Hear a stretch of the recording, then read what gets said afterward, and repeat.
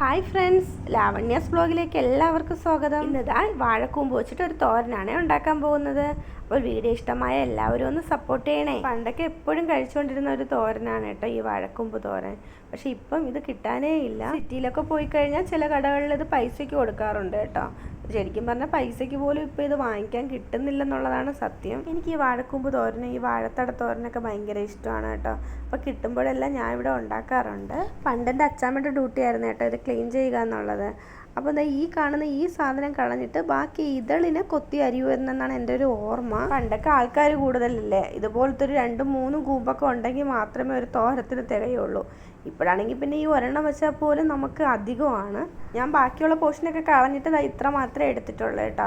അപ്പോൾ ഇതിനെ ഒന്ന് നന്നായിട്ടൊന്ന് കൊത്തി ഇതുപോലെ ഒന്ന് അരിഞ്ഞെടുക്കാമേ. അച്ചാമ്മ കൂമ്പരിയാനിരിക്കുമ്പോഴത്തേന് നമ്മൾ കുട്ടീസിനെയൊക്കെ പിടിച്ച് അടുത്തിരുത്തുമായിരുന്നേ.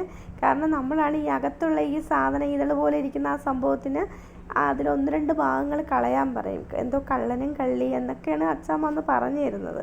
അപ്പോൾ നമ്മൾ അതിനെല്ലാം കളഞ്ഞിട്ട് നമ്മളാണ് ശരിയാക്കി കൊടുക്കുന്നത്. എന്നിട്ട് അച്ചാമ്മ ഇരുന്ന് അതിനെ കൊത്തിയരി. അച്ചാമ്മ നമ്മുടെ കൂടെ ഇല്ല കേട്ടോ. അച്ചാമ്മയുടെ നല്ല നല്ല ഓർമ്മകൾ മാത്രമേ ഇപ്പോഴും കൂടെയുള്ളൂ. ഞാൻ എന്താ ഇവിടെ ഇത് കൊത്തി അരിഞ്ഞിട്ടുണ്ട്. ഇനി ഇതിലേക്ക് കുറച്ച് വെളിച്ചെണ്ണ ഒഴിച്ചു കൊടുത്തിട്ട് ഇതിനെ ഒന്ന് നന്നായിട്ടൊന്ന് മിക്സ് ചെയ്തെടുക്കാം. അപ്പോൾ ഇതിലൊരു നാരുണ്ട് കേട്ടോ. അപ്പം നാരിത ഇതുപോലെ കിട്ടുമേ. ഇത് ഈ നാരെടുത്ത് കളഞ്ഞില്ല എന്നുണ്ടെങ്കിൽ തോരൻ വെക്കുമ്പോഴത്തേന് ഈ നാര് അതിൽ കിടന്നിട്ട് തോരത്തിനൊരു ടേസ്റ്റ് ഇല്ലാതാവുമേ. അപ്പോൾ നമുക്കിനി തോരത്തിൽ ചേർക്കാനുള്ള സാധനങ്ങൾ എന്തൊക്കെയാണെന്ന് നോക്കാം. 1 കപ്പ് തേങ്ങ, 1 സവാള, 7-8 അല്ലി വെളുത്തുള്ളി, കുറച്ച് കറിവേപ്പില, ഇത്രയും എടുത്തിട്ടുണ്ട്. ഒരു മിക്സിയുടെ ജാറിലേക്ക് തേങ്ങയും വെളുത്തുള്ളിയും കുറച്ച് കറിവേപ്പിലയും കൂടെ ഇട്ട് നമുക്ക് തോരത്തിന് അരയ്ക്കും പോലെ ഒന്ന് ചതച്ചെടുക്കാം. ഇതുപോലെ ഒന്ന് ചതച്ചെടുത്തിട്ടുണ്ട്. ഇനി ഒരു പാൻ വെച്ച് കൊടുക്കാം. അതിലേക്ക് കുറച്ച് വെളിച്ചെണ്ണ ഒഴിച്ച് കൊടുത്തിട്ടുണ്ട്. ഇനി അതിലേക്ക് 1 സ്പൂണ് കടുക് ഇട്ട് കൊടുക്കുന്നുണ്ട്. ഇനി ഇതിൽ 2 വറ്റൽമുളക് കട്ട് ചെയ്ത് ചേർത്തിട്ടുണ്ട്. ഇനി കുറച്ച് കറിവേപ്പിലയും കൂടെ ഇട്ട് കൊടുക്കാം. തേങ്ങ ചതച്ചപ്പോഴത്തേന് ജീരകം ഇട്ട് കൊടുക്കാത്തത്, നമ്മളിവിടെ ജീരകം പൊടിച്ച് വെച്ചിട്ടുണ്ട്, അതുകൊണ്ടാണ് ജീരകം ഇട്ട് കൊടുക്കാത്തത്. അപ്പോൾ ഇതാ ഇവിടേക്ക് നമുക്കിനി എടുത്ത് വെച്ചേക്കുന്ന ഉള്ളിയും കൂടെ ചേർത്ത് ഒന്ന് വഴറ്റിയെടുക്കാം. ഒന്ന് പച്ചമണം മാറുന്നത് വരെ ഒന്ന് വഴറ്റിയെടുക്കുന്നുള്ളേ. ഇനി ഇതിലേക്ക് കുറച്ച് ഉപ്പും കൂടെ ചേർത്ത് കൊടുക്കാം. ഉപ്പും കൂടെ ചേർത്ത് ഒന്ന് മിക്സ് ചെയ്ത് കൊടുക്കാം. ഇനി ഇതിലേക്ക് ചതച്ച് വെച്ചേക്കുന്ന തേങ്ങയും കൂടെ തട്ടി അതും കൂടെ ഒന്ന് നന്നായിട്ടൊന്ന് മിക്സ് ചെയ്തെടുക്കാം. തേങ്ങ ഒരുപാടൊന്നും ഡ്രൈ ആക്കി എടുക്കുന്നില്ല, ജസ്റ്റ് ഒന്ന് കിണ്ടി എടുക്കുന്നതേ ഉള്ളേ.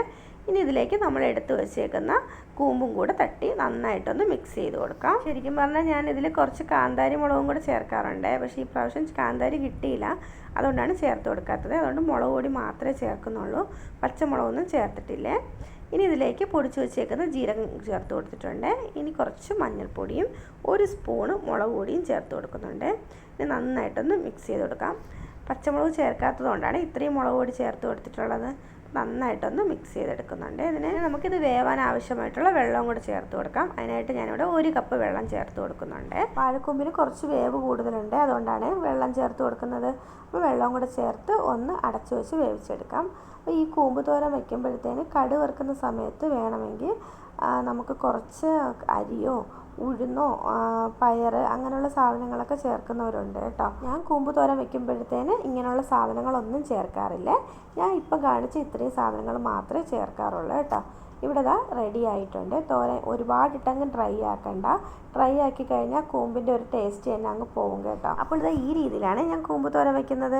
കൂമ്പ് തോരൻ കഴിച്ചിട്ടുള്ളവർക്കറിയാം സൂപ്പർ ടേസ്റ്റാണ്. വീഡിയോ ഇഷ്ടമായ എല്ലാവരും ഒന്ന് ലൈക്കും കമൻറ്റും സബ്സ്ക്രൈബും ഒന്ന് ചെയ്തേക്കണേ. ഇനി അടുത്ത വീഡിയോയിൽ കാണാം. ബൈ.